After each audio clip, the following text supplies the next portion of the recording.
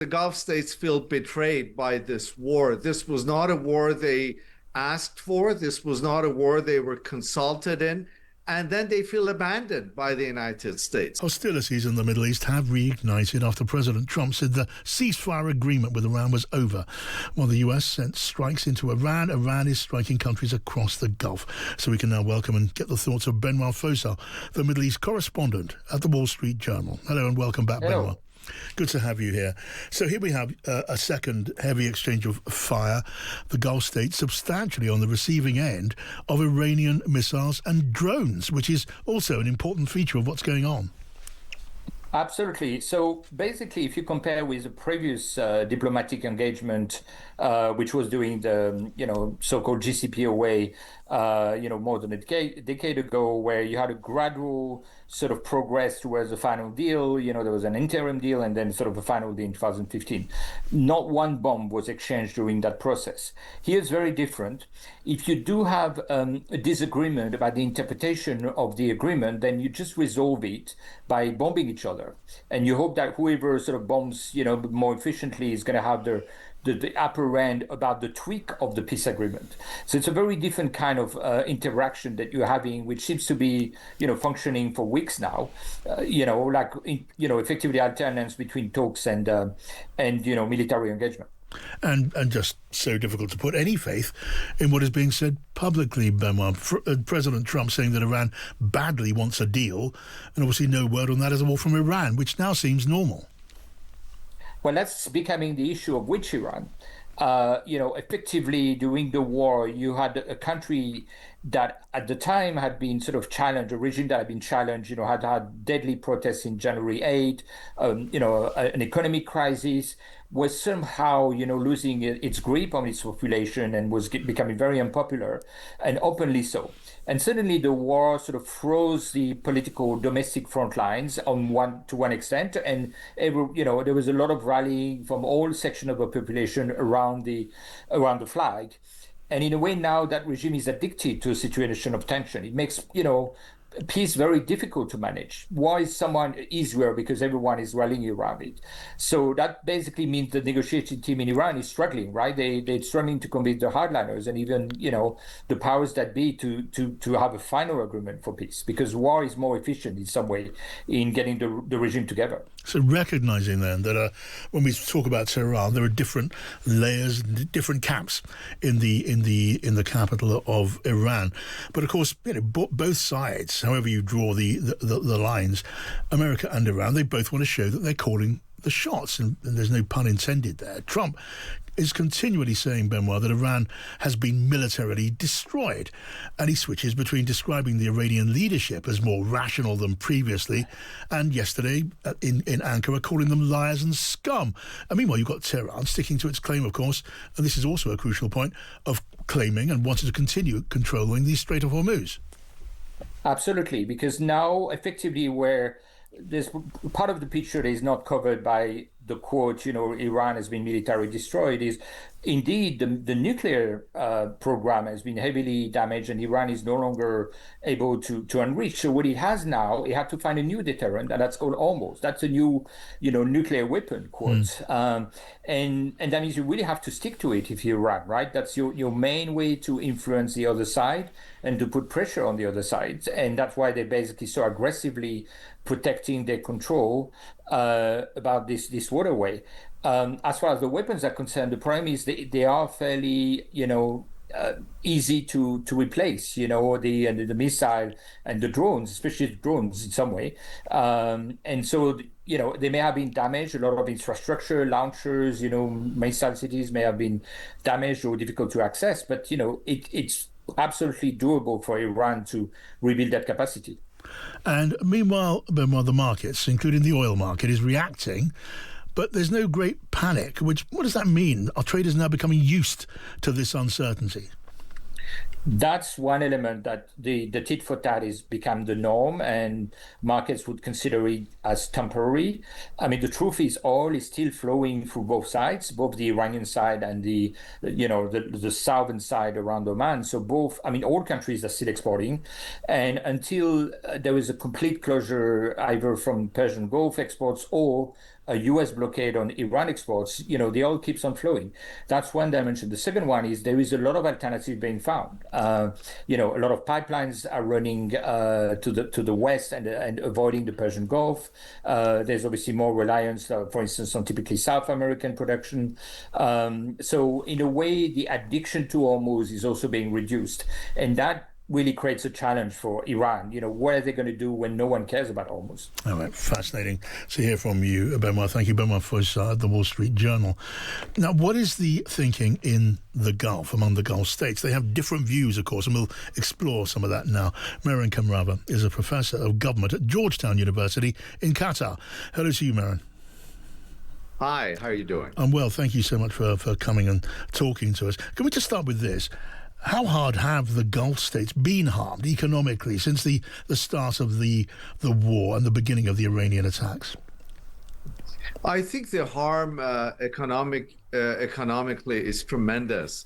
There are two kinds of economic costs here.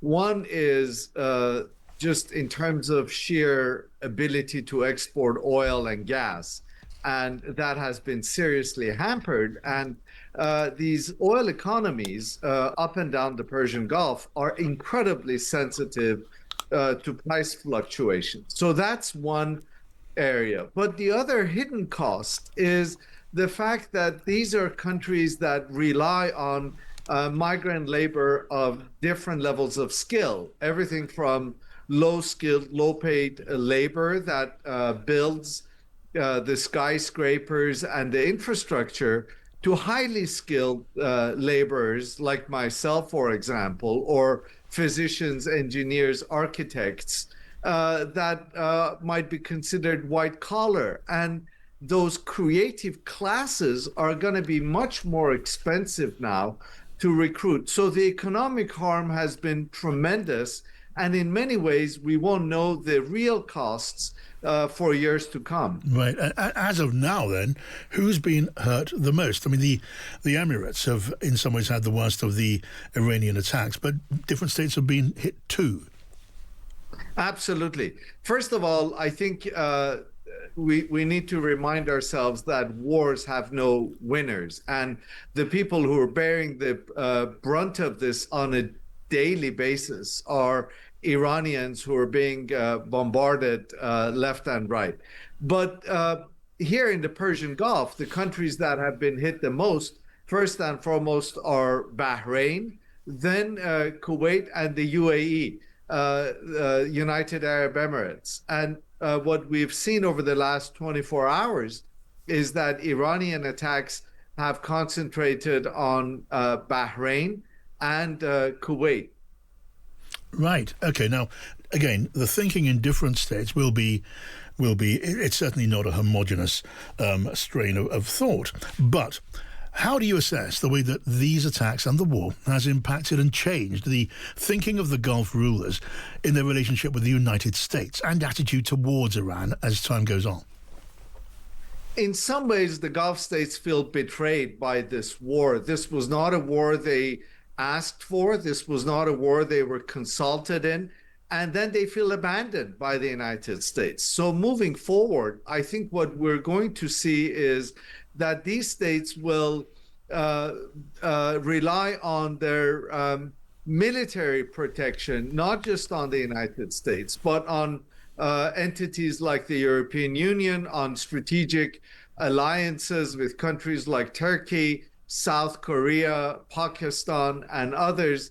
And of course, they will also try and deepen their relationship with the United States at the same time. Yes. So moving forward, we're likely to see America plus in terms of military alliances here. Right, so a complex, multi-layered response, and it'll take different forms in different countries. But as for Iran, and again, this will not be a single a way of thinking across all of the Gulf states, but there has been a view among some of them that they wish to see the Iranian regime taken down, taken out. Although that's an impossible thing to achieve by military means alone. Absolutely, and we heard rumors that the United Arab Emirates and Saudi Arabia were keen to see the Islamic Republic collapse. But the examples that we have of Afghanistan and Iraq are not examples that any of these states want to see repeated here in the Middle East or in the Persian Gulf region.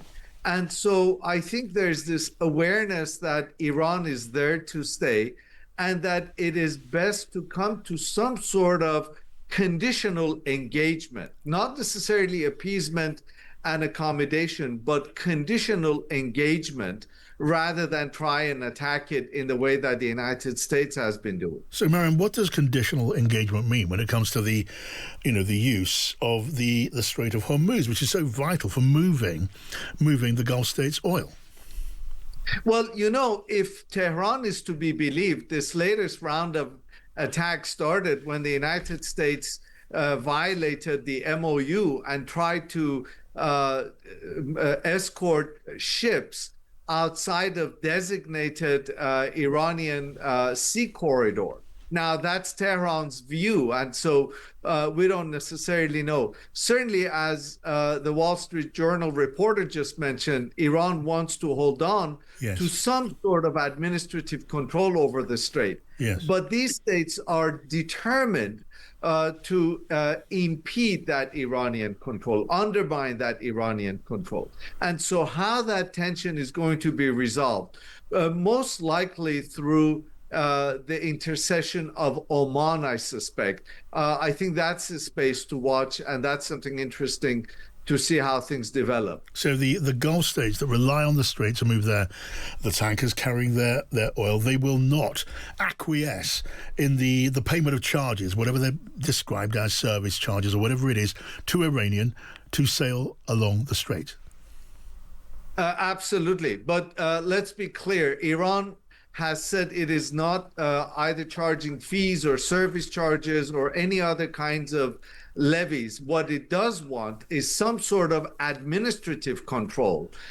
So ships going through the Strait of Hormuz now are supposed to fill out an online form and submit it to something called the Persian Gulf Strait Authority. That's what they're reluctant to do. Because that gives Iran some sort of administrative control over the strait, which it did not have before the war started. Mehran, last question. Do you think the Gulf states can ever get back to the position of advantage that they had before the war as centres of tourism and financial investment, as financial centres themselves? Can they ever get back to that place, or are those days gone?